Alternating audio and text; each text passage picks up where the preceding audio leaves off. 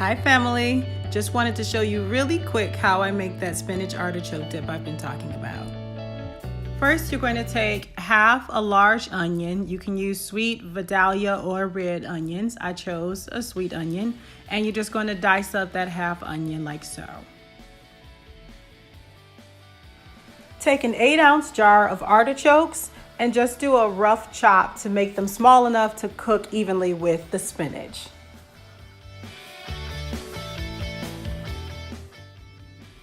The next step is to go ahead and heat up some butter. I chose Kerrygold. It's my favorite grass-fed butter and it's delicious. I put about 3 to 4 tablespoons of butter in the cast iron skillet. And then I'm gonna go ahead and start sauteing the onions in the butter.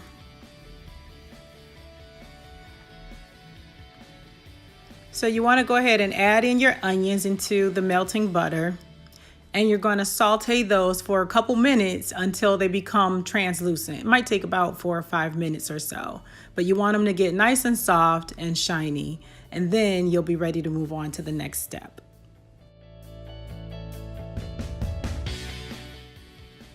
Add in the defrosted spinach. It's okay if it's still a little bit frozen. You just don't want it still frozen hard.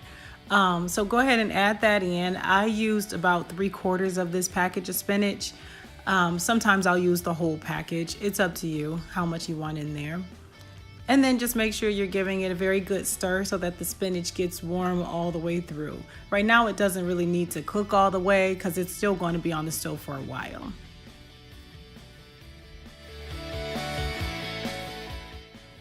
Once the spinach has begun to really wilt and you can tell that it's warming pretty good, then you can go ahead and add in the artichokes. And go ahead and let the artichokes and the spinach cook together. So you're going to continue to stir and just, now you really want the two of those to start cooking down.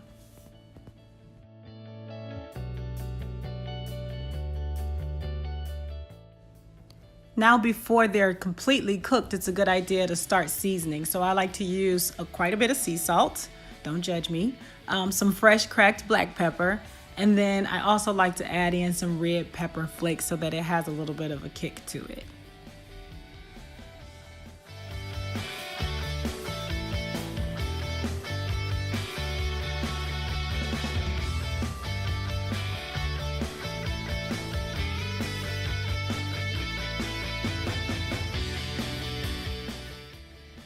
Next up is adding the cream cheese.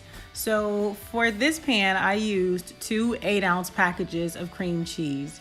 You'll have to add it in chunks and stir, and then you'll want to stir kind of hard because the cream cheese needs to melt down and you really need it to soften up. So you're going to be stirring and pressing and kind of pressing the cream cheese into the pan to get it to melt down.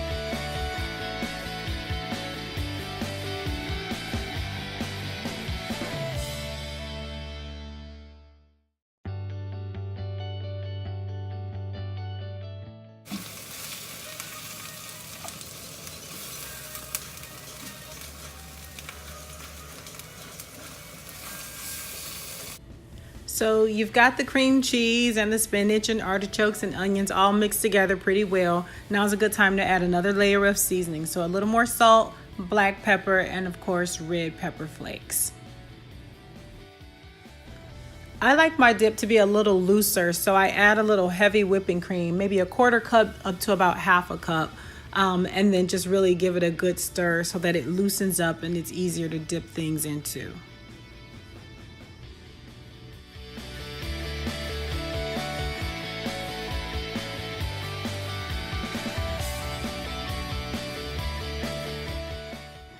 A good way to cheat and add flavor is to use the pre-minced garlic that comes in a jar.